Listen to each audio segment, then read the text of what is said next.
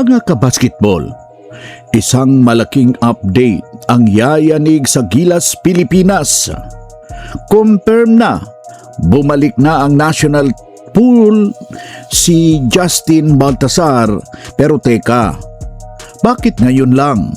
Sino ang posibleng maaapektuhan? At ano ba talaga ang tunay na sitwasyon nila ni Quintin Meliora, Brown at Kai Soto? May kontrata bang napirmahan? May financial issue ba? O simpleng player management lang to? Sa bidyong ito, isa-isahin natin ang buong detalye. Malinaw, updated at walang halong fake news. Sa unang opisyal na kasamang muli sa Gilas Pool si Justin Baltasar. Matatandaan na nagkakaroon ng isyu sa availability at coordination niya sa coaching staff ni Coach Tim Cone. Pero ngayon, ayon sa insiders, maayos na ang komunikasyon at malinaw ang commitment. At ito'y basta simpleng add player move. Strategic ito. Si Baltasar ay 6'8 hanggang 6'9 ang taas. Kayang maglaro ng 3 at 4 position. May outside shooting. Mobile sa defense, kayang mag-switch and pick and roll situation. Kung haharap ang Gilas sa malalakas na frontline tulad ng New Zealand at Australia, kailangan natin ng length na hindi mabagal. At kung sakaling wala si Kai Soto, si Baltasar ang pwedeng magiging modern stretch forwards option natin. Hindi man siya traditional center pero swak rin sa system na gusto ni Coach Tim Cone. Spacing, ball movement at versatile defense. Ngayon, dumako naman tayo medyo sensitibong usapan. Si Quintin Meliora Brown o mas kilala bilang QNB ay walang finalized contract para sa second window.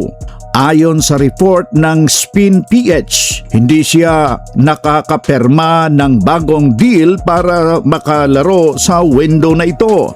Hindi ito simpleng dili lang. Si QNB ay kasalukuyan naglalaro sa Japan B-League para sa Chiba Jets.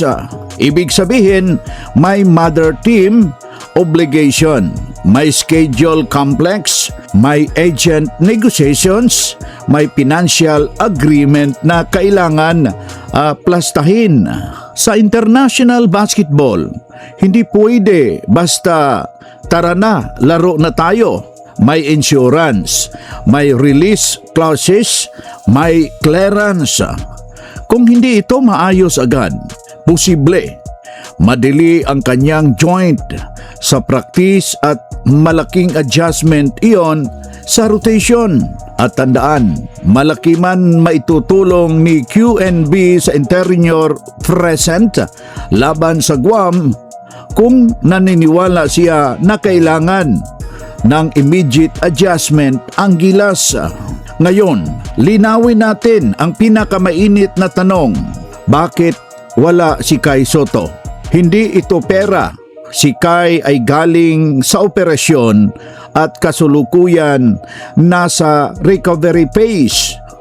Ang kanyang Japan team ang request na mag-focus muna siya sa full rehabilitation upang hindi makompromise ang kanyang long-term health.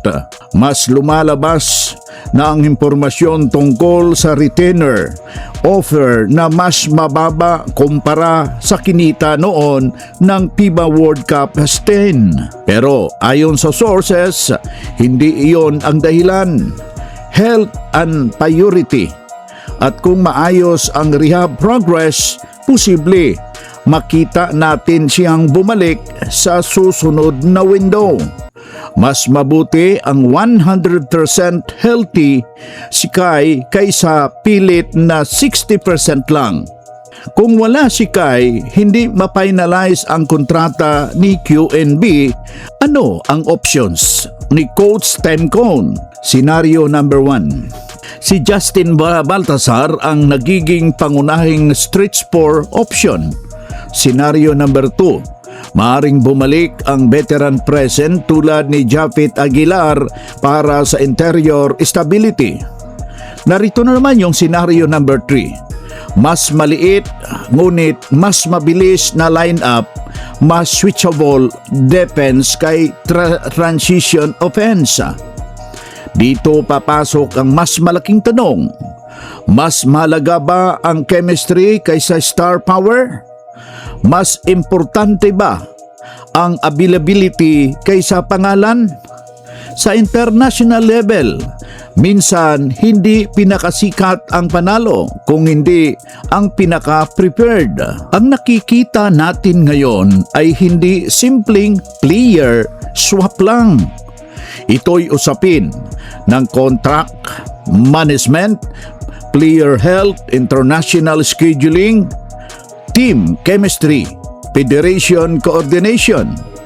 Ang modern basketball ay hindi laban sa court, pati na ang negotiation table may laban din. At ngayon, sinusubok ang deep flexibility ng Gilas Pilipinas. Mga kagilas, ano ang take ninyo? Tama ba ang pagbalik kay Baltasar? Dapat bang unahin ang health ni Kai kahit crucial ang window?